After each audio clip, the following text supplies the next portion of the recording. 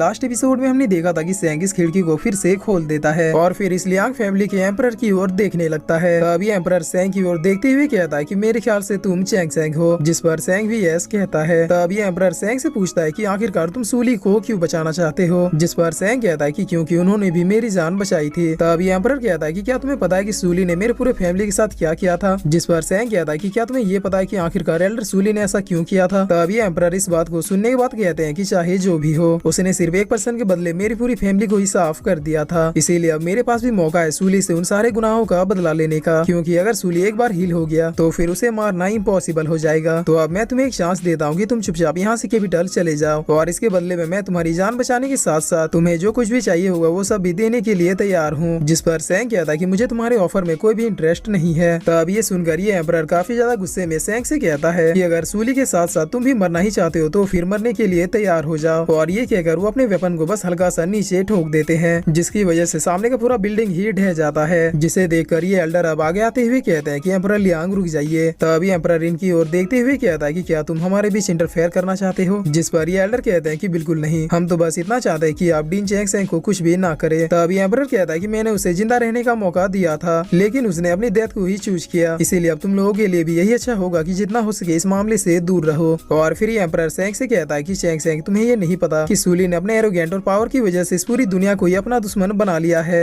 और अब चाहे तुम कितनी ही कोशिश क्यों ना कर लो, लेकिन तुम पूरी दुनिया से तो सूली को नहीं बचा सकते। जिसे सुनकर सेंग एल्डर सूली से पूछता है कि एल्डर क्या अब मैं इस फाइट को शुरू करूं। तब एल्डर सूली कहता है कि मुझसे जितना हो सका मैंने तुम्हें सिखाने की कोशिश की, और अब तो मैं खुद ही बहुत ही ज्यादा क्यूरियस हूँ ये देखने के लिए कि क्या तुम मुझे प्रोटेक्ट कर पाते हो या फिर नहीं। जिस पर सेंग अब एक हल्की सी स्माइल देते हुए अपने स्वॉर्ड को निकाल लेता है, जिसके बाद अब सीन चेंज होता है और हम प्रिंसेस लुओ को देखते हैं जो कि अपने सामानों की पैकिंग कर रही थी, जिसे देखकर उसकी सेविका पूछती है कि प्रिंसेस आप ये क्या कर रही हैं। तब लुओ कहती है कि अभी ऑर्थोडॉक्स एकेडमी में कोई नहीं है, इसीलिए जब तक मास्टर लौट नहीं आते तब तक मैं ऑर्थोडॉक्स एकेडमी में ही रहूंगी, और ये कहकर वो वहाँ से निकल जाती है। जिसके बाद अब हम टैंक 36 को देखते हैं जो कि इन्हीं मोनोलिथ्स को देख रहा था, लेकिन तभी पीछे से कुछ लड़के आके टैंक को चिढ़ाते हुए कहते हैं कि हमने सुना है कि तुम्हारा बेस्ट फ्रेंड डीमंस के साथ मिला हुआ था। तब टैंक ये सुनकर इस लड़के को एक ईंट मार के वहाँ से चला जाता है। और अब हम प्रिजन में जीजुई को देखते हैं जिसकी कंडीशन दिन प्रतिदिन और भी ज्यादा खराब होती जा रही थी, लेकिन अपने मन में वो जैन के साथ बिताए हुए पलों को ही याद कर रहा था और याद करते हुए कह रहा था कि क्या तुम अभी तक ठीक हो गई होगी। जिसके बाद हम ली माउंटेन को देखते हैं जहाँ पर ये एल्डर्स आपस में बात कर रहे होते हैं कि क्यूसन जून और जैन की कंडीशन बहुत ही ज्यादा सीरियस है, और पता नहीं क्यूसन जून ने अपने से कितने पावरफुल डीमन के साथ फाइट की थी। और अब सीन चेंज होता है और हम एल्डर ली और पॉप को देखते हैं जहाँ पर एल्डर ली कहते हैं कि मुझे इस बात की बेहद खुशी है कि चैंग सेंग बिल्कुल ठीक है। तब पॉप कहते हैं कि लेकिन कैपिटल तक आते आते वो बहुत ही बड़ी मुसीबतों में फंसता जाएगा, जिसे सुनकर एल्डर ली को अब सेंग के लिए और भी ज्यादा चिंता होने लगती है। और अब हम डिवाइन एम्प्रेस को देखते हैं जो कि किसी से कह रही होती है कि क्या तुम अपना काम ठीक से कर रहे हो। तब एल्डर तोंग कहते हैं कि यस एम्प्रेस। जिसके बाद हम जुइरोंग को देखते हैं जो कि सेंग के ख्यालों में खोए हुए बस अपने और सेंग के साथ बिताए हुए पलों को ही याद कर रही होती है, और याद करते हुए कहती है कि मुझे पता है कि तुम अभी तक जिंदा हो और एक दिन जरूर मुझसे मिलने के लिए मेरे पास आओगे। और अब सीन चेंज होता है और वापिस हम सेंग को देखते हैं, जिसे देखते हुए ये एम्परर कहते हैं कि अगर तुम सच में मरना ही चाहते हो तो फिर कुछ सेकंड और वेट कर लो, क्योंकि मेरे लोग भी अब यहाँ पे पहुँचते ही होंगे। और अब इस एम्परर के इतना कहते ही हम देखते हैं कि यहाँ पे वो सारे लोग आने लगते हैं जिन्हें सेंग ने पहले ही हरा दिया था, लेकिन नई बात ये थी कि यहाँ पे कुछ नए नमूने भी आते हैं, और सबसे शॉकिंग बात ये थी कि यहाँ पे एल्डर जूलुओ भी आ जाते हैं। तब सेंग अब इन सब लोगों को देखते हुए सीधे अपनी जगह से गायब होके इस एम्परर के ऊपर अपने स्वॉर्ड से अटैक करने के लिए आ जाता है, जिस पर ये एम्परर अब ये देख के अपने वेपन को आगे कर देता है, जिसकी वजह से सेंग का अटैक इसके वेपन से टकरा जाता है और यहाँ पर एक बहुत ही बड़ी एनर्जी रिलीज होती है। तब सेंग इस एम्परर के ऊपर एक और अटैक करने के लिए बढ़ जाता है, जिसे देखते हुए ये एम्परर अब अपने चारों ओर एक शील्ड बना देता है, जिससे टकरा के सेंग वापिस पीछे आ जाता है। और फिर इस शील्ड की ओर देखते हुए अपने मन में कहता है कि ये तो स्टार फील्ड टेक्निक है, और अब यही सोचते हुए सेंग फिर से शील्ड के ऊपर अपने स्वॉर्ड से अटैक करता है। तब ये एम्परर हंसते हुए कहता है कि चैंग सेंग क्या तुम्हें सच में ऐसा लगता है कि तुम मेरे इस स्टार फील्ड को डैमेज कर पाओगे? इस फॉर्मेशन को यहाँ पे मौजूद बस एक ही पर्सन तोड़ सकता है, लेकिन वो तो अभी इंजर्ड है। और अब इधर हम देखते हैं कि एल्डर सूली जहाँ पे बैठे हुए थे वहीं पे ये जोकर भी आ जाता है। तब एल्डर सूली इसे देख के कुछ भी रिएक्ट नहीं करते हैं, जिस पर अब हम डिवाइन एम्प्रेस और लेडी मायू को देखते हैं जहाँ पर लेडी मायू पूछती है कि एम्प्रेस क्या ये सब कुछ ठीक हो रहा है? तब डिवाइन एम्प्रेस कहती है कि सूली ने भी दाऊजी जैसी गलतियाँ ही की है, इसीलिए उसे अपने कर्मों की सजा तो जरूर मिलेगी। तब लेडी मायू पूछती है कि अगर ऐसी बात है तो फिर चैंग सेंग का क्या होगा? जिस पर डिवाइन एम्प्रेस कहती है कि चैंग सेंग की डेस्टिनी अब उसके हाथों में है, वो किसका साथ देता है उसी में उसकी लाइफ डिपेंड करती है। और अब ये एम्परर अपने मन में सोचते सोचते हैं कि क्या वाकई में ये लड़का मेरी शील्ड को तोड़ सकता है। तब सैंग भी इस शील्ड को बहुत ही गौर से देखते हुए एल्डर सूली के द्वारा सिखाए गए स्वॉर्ड इंटेलिजेंस टेक्निक का यूज करता है और इस शील्ड के वीक पॉइंट को ढूंढने लगता है। तब सैंग को इस शील्ड में एक वीक पॉइंट मिल जाता है, जिसे देखकर सैंग अब स्माइल करते हुए वेनसुई टेक्निक का यूज करते हुए इस शील्ड के डैमेज पॉइंट पे अटैक करने लगता है और फिर एक फाइनल अटैक के साथ एम्परर के इस शील्ड को तोड़ देता है, जिसे देखकर ये एम्परर बहुत ही ज्यादा शॉक होते हुए कहता है कि ये तो सूली की टेक्निक है, जिसे उसके अलावा और कोई भी यूज नहीं कर सकता।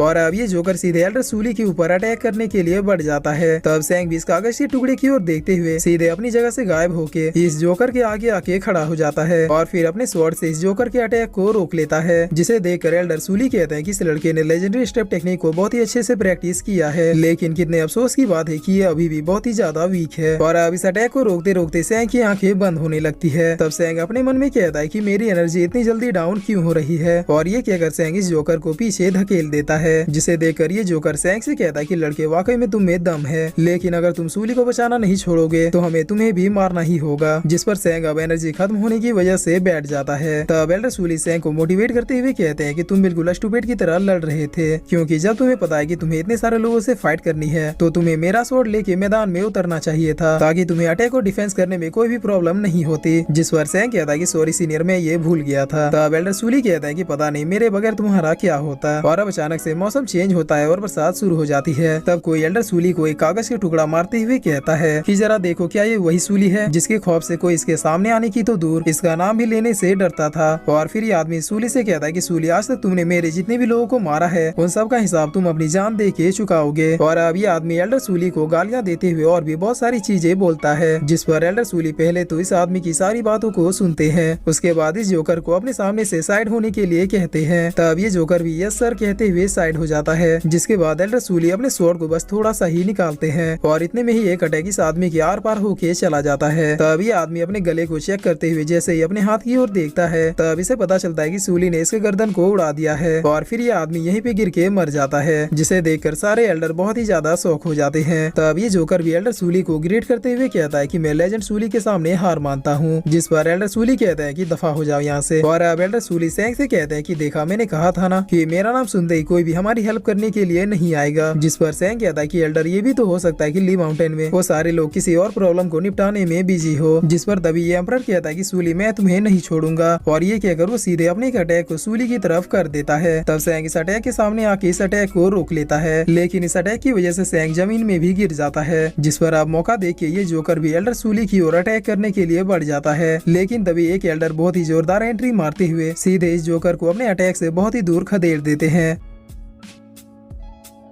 और फिर इसी के साथ ये एपिसोड यहीं पे खत्म होता है।